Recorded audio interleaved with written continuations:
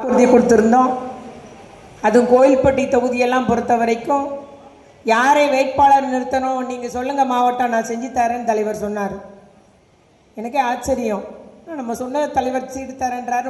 ஒரு பக்கம் பயம், சீட்டு இன்னாருக்கு கொடுங்கன்னு வாங்கிட்டு வெற்றி பெற்றாக வேண்டுமே என்று. ஆனால் நான் தலைவர் முன்னால் சொன்னேன், சில காரணங்களை சொல்லி கருணாவுக்கு கொடுத்தால் வெற்றி உறுதியாக நான் வெற்றி பெற்று கொண்டு வருகிறேன் என்று சொன்னேன். பின்பு அறிவுக்கு முன்பு தொலைபேசியில் பேசினார். என்னதம்மா அன்னைக்கு பேசினீங்களே, அன்னைக்கு 3 பேரை கொடுங்கன்னு கேட்டு வாங்கினா இன்னைக்கு 1 பேரை நீங்கள் சொல்லுங்கன்னாரு. அப்போவும் பேசினேன், எம்பிட்டையும் பேசினேன், தலைவர்கிட்டையும் பேசினேன், உறுதியாக நான் வெற்றி பெறுவேன்னு. தேர்தல் அன்னைக்கு ஃபோன் பண்ணார், முடிஞ்சிருச்சு, தூத்துக்குடி நல்லா எப்படி நீங்கள் ஜெயிச்சிருவீங்க, கோவில்பட்டி என்ன ஆகும்னு கேட்டார். அப்போ நான் எல்லாருடையும் விசாரிச்சுட்டு, ஐயா கட்டாயம் 5000 ஓட்டுக்களை நான் ஜெயிச்சுட்டு கொண்டு வருவேயான்னு சொன்னேன். அதே போல் அந்த கோவில்பட்டி 50 ஆண்டுகளுக்கு பின்பு இப்பொழுதுதான் முத உதயசூரியன் உதிச்சிரு. எப்போது நம்ம கூட்டணி கட்சி வெற்றி பெற்று கொண்டிருந்தோம். இந்த முறை சரியான ஒரு வியூகம் அமைத்து சரியாக நம்ம திட்டமிட்டு செயல்பட்டணும். அதை நம்ம வெற்றி பெற்றிருக்கோம். விளாத்திக்குள்ள நிறைய வாக்கு வித்தியாசம் எதிர்பார்த்தோம். நிச்சயமாக 40,000 50,000க்கு மேலே வாக்கு வித்தியாசம் வரும் என்று எதிர்பார்த்தோம். ஆனால் அங்கேயும் கடுமையான போட்டி. நமக்கு அடுத்து வந்தது தாவாக்க தான், 7,000 ஓட்டு வித்தியாசத்தில். அதற்கு அடுத்து 2,000 ஓட்டு வித்தியாசத்தில் அதிமுக வந்துருச்சு. அந்த 2 தொகுதியிலுமே அப்படி தான். நமக்கு அடுத்து வந்தது தாவாக்க, ஞாபகம் வைத்துக்கொள்ள வேண்டும். அதே போல் கோவில்பட்டி நகரம், கழுகுமலை பேரூர் கழகம், புதூர் பேரூர் கழகத்தில் நாம் பின்தங்கி இருந்தோம். நம்முடைய வேட்பாளர்களுக்கு அங்கெல்லாம் நமக்கு ஓட்டு வந்து தாவக்கக்கு அதிக ஓட்டு. அதே போல் தூத்துக்குடி முழுக்க நகரப்பகுதி, அங்கெல்லாம் கிராமமும் நகரமும் சேர்ந்தது. நகரத்திலே நாம் பின்தங்கி இருந்தோம், கோவில்பட்டி தொகுதியிலும் விளாத்திக்குளம் தொகுதியிலும். ஆனால் தூத்துக்குடி தொகுதி முழுக்க நகரப்பகுதி, நமக்கு அதிக வித்தியாசம் இருந்தது. 2011 செல்லப்பாண்டியன் அவர்கள் ஜெயிச்சு ஜெயலலிதா அம்மையார் முதலமைச்சராக பொறுப்பேற்கும் போது நமக்கு 25,000 வாக்கள் வித்தியாசம். ஞாபகப்படுத்திக் கொள்ள வேண்டும், 25,000 வாக்குகள் வித்தியாசம். இப்பொழுது 37,000 வாக்குகள் கூடுதலாக 12,000 வாக்குகள் நம்ம இழந்திருக்கோம் அதிகமாக. அதற்கு காரணம் நம்ம எதிர்த்து நின்ன இதே செல்லப்பாண்டியன் 2016ஆம் ஆண்டிலே 67,000 வாக்குகள் பெற்று என்னிடம் தோக்கிறார்கள். நான் 16,000 வாக்குகள் வித்தியாசத்தில் வெற்றி பெற்றேன். அந்த 67,000 வாக்குகள் பெற்றவர் இன்னைக்கு வெறும் 24,000 வாக்குகள் பெற்று டெபாசிட் காலி ஆயிடுச்சு. ஆகவே அதிமுக ஓட்டு முழுமையாக தாவக கட்சிக்கு போயிருக்கு. அதே போல் நாம் தமிழர் கடந்த தேர்தலில் 32,000 வாக்குகள் பெற்று வெற்றி பெற்றவர் இன்னைக்கு 11,000 ஓட்டு பெற்றிருக்காங்க. அதுபோல் சமுதாய ரீதியாக சில பிரச்சாரங்கள் நடைபெற்றதை நீங்கள்லாம் அதுக்கப்புறம் தான் உணர்ந்தீங்க. நமக்கு தெரியாது. இருந்தாலும் நம்ம கட்சியை பொறுத்த வரைக்கும் கலைஞர் கற்றுக் கொடுத்த பாடம், தளபதியார் கற்றுக் கொடுத்த பாடம், என்னுடைய தந்தையார் கற்றுக் கொடுத்த பாடம், நம்ம ஜாதி மதம் பார்ப்பதில்லை. எல்லாருக்காகவும் ஒட்டுமொத்த மக்களுக்காக பணிபுரியவர்கள். ஆகவே அந்த பகுதியில் நமக்கு தான் ஓட்டு. எல்லாரும் சொன்னாங்க, தாவாக்கால ஒரு மீனவர் நிற்கிறாரு, அங்கே 1 ஓட்டு கூட நீங்கள் பெற முடியாதுன்னு சொன்னாங்க. ஆனால் அங்கே எனக்கு 6,700 ஓட்டு எனக்கு விழுந்திருக்கு, அவருக்கு 19,000 சொச்சம். அதாவது 1/3 எனக்கு, 2/3 3ல் 2 பாகம் அந்த வேட்பாளர் பெற்றிருந்தார். அதிமுகவுக்கு ஒன்றும் கிடையாது. ஆகவே அவர் ரொம்ப டெபாசிட் இழந்தது இந்த லீடிங்க்கு ஒரு காரணம். நாம் தமிழர் டெபாசிட் இழந்தது லீடிங்க்கு ஒரு காரணம். சமுதாய ரீதியாக வாக்குகள் வந்தது லீடிங்க்கு ஒரு காரணம்.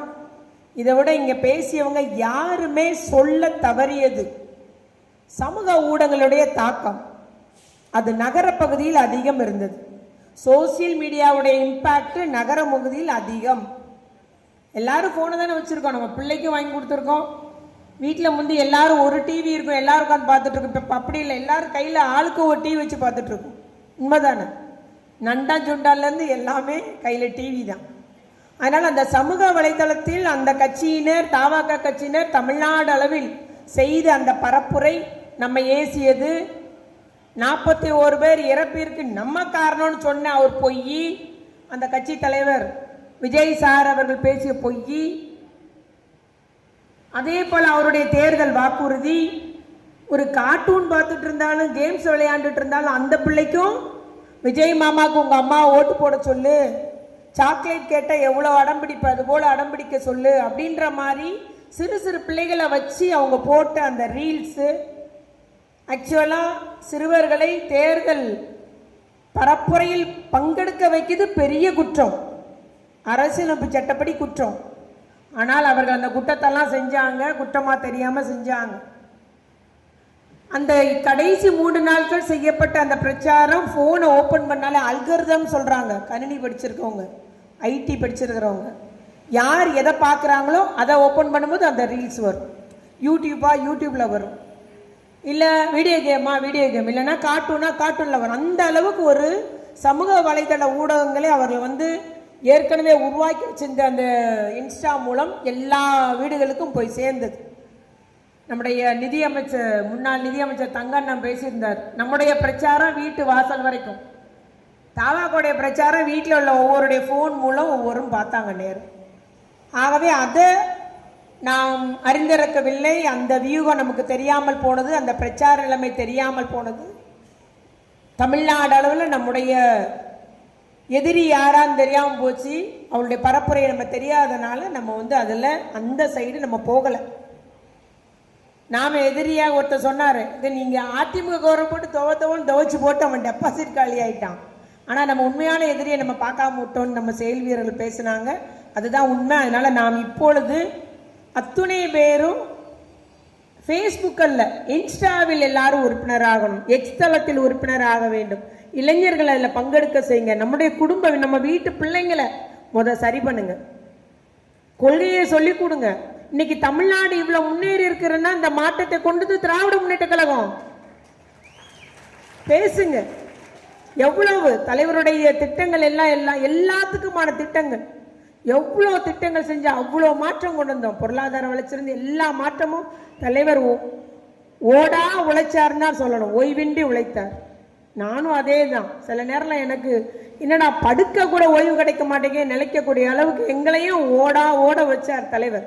அவருடைய எண்ணப்படி செயல்பட்ட என்னுடைய டிபார்ட்மெண்ட்ல அதிக திட்டங்கள் அத்தனை முறையா எல்லாத்துக்கும் செயல்பட எல்லாமே நாங்கள் வங்கி கணக்கில் வர வைக்கிறதா என்னுடைய துறை. சரியாக அவருடைய கண் அசைவுக்கு ஏற்ப செஞ்சு சூப்பராக செயல்பட்டீங்கம்மா, உங்கள் திட்டத்தை மக்கள் வரை கொண்டு போனீங்கன்ற பேரெல்லாம் வாங்கணும். ஆனால் இந்த தேர்தலில் திட்டங்களை யாரும் பார்க்கல.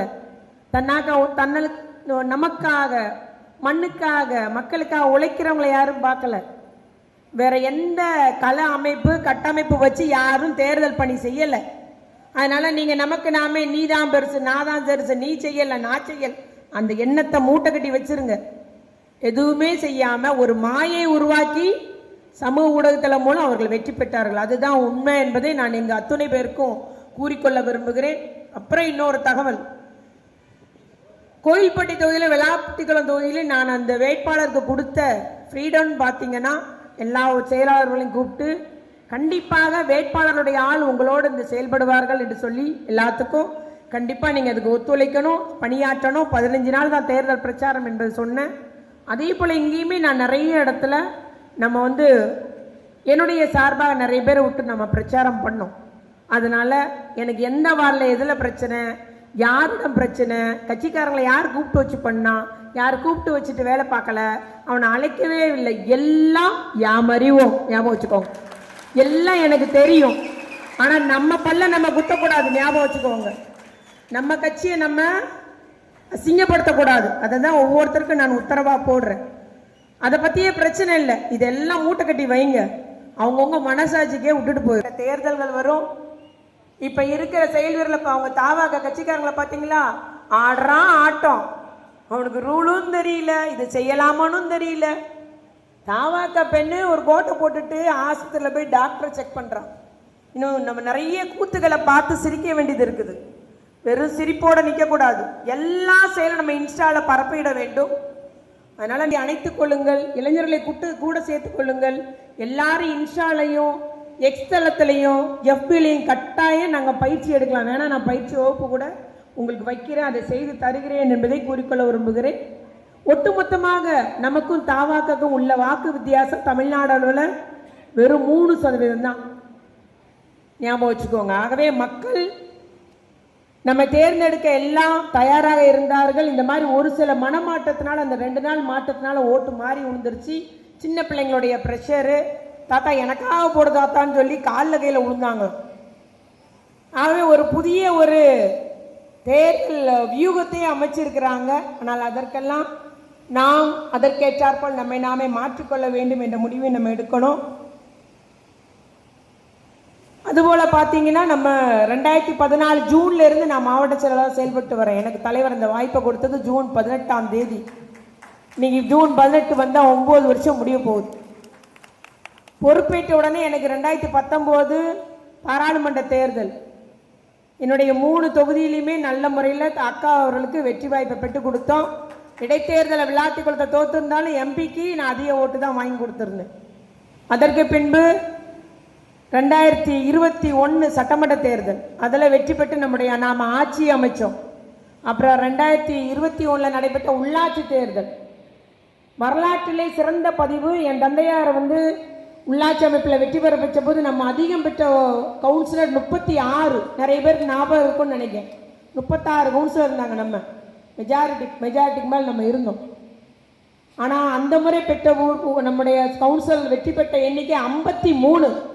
அதற்காக நான் செஞ்ச வியூகங்கள் எப்படி பண்ண என்னன்றது எல்லாம் இங்கே உள்ள அத்துணை பேருக்கும் தெரியும். கவுன்சிலர் தெரியும், வட்ட செயலாளர் தெரியும், மேடையில் உள்ளவங்களுக்கும் தெரியும்.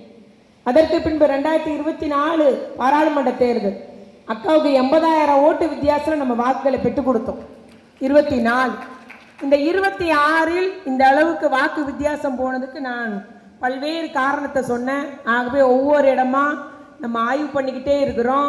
1,31,00,000 1000 வாங்கின பெண்கள் கூட 2,500 தருவார், 6 சிலிண்டர் கிடைக்கும் என்று சில ஓட்டுகள் மாறி உளுந்தது உண்மை. அதையும் நான் பார்த்துக்கிட்டே தான் இருக்கேன் ஒவ்வொரு பகுதியாக ஆய்வு பண்ணும்போது.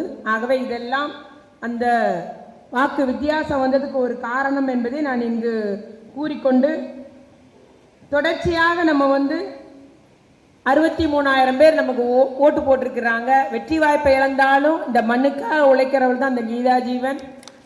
நமக்கு பதவி ஒரு முக்கியம் அல்ல, மாவட்ட செயலாளராக கட்சியை கட்டி காக்கும் ஒரு பெரிய பொறுப்பை கொடுத்துருக்கிறார் நம்ம தலைவர். ஆகவே இங்கு வந்துள்ள அத்துணை பேருமே கட்சிக்காக நம்ம பணியாற்றுவோம். நம்ம அத்துணை பேருக்கு இழப்பு தான், ஞாபகம் வச்சுக்கோங்க. அக்கா தான் தோத்துட்டான்னு நினைக்காதீங்க. நம்ம அத்துணை பேருக்கு இந்த இழப்பு. ஒரு அலுவலகத்துக்கு போகும்போது தெரியும், இன்னும் 1 மாதத்தில் நீங்கள் அதை கண்டுபிடிப்பீங்க. எந்த அளவுக்கு நம்ம ஆட்சியில் இருந்தால் இப்போ எப்படி இருக்கோம்னு நினைப்பீங்க. இருந்தாலும் நம்ம அனைவரும் இணைந்து செயல்படுவோம். இனி எதிர்கட்சி அரசியல், எங்கே குற்ற செயல் நடந்தாலும் அதை எதிர்ப்போம், நம்ம போராடுவோம், தட்டி போடு ஏற்றுவோம், போலீஸ் புகார் கொடுப்போம். நம்முடைய கட்சிக்காரங்க ஒருத்தருக்கு ஒருத்தர் ஆதரவாக இருந்து நாம் அவர்களை கட்டி காத்து கொண்டு போவோம் என்று கூறிக்கொண்டு, 63,000 வாக்குகளை பெற்று தந்த அத்துணை நல்ல உள்ளங்களுக்கும் என்னுடைய தலை குனிந்து நான் நன்றி நன்றி என்று கூறிக்கொண்டு, பொதுமக்களுக்கு என்னுடைய நன்றி கூறி அமர்கிறேன். நன்றி, வணக்கம். அத்துணை பேருக்கு நன்றி. நம்முடைய எல்லா இடங்களிலும் கொள்கை விளக்க பாடல் போடணும், இனிப்பு கொடுத்திட வேண்டும்.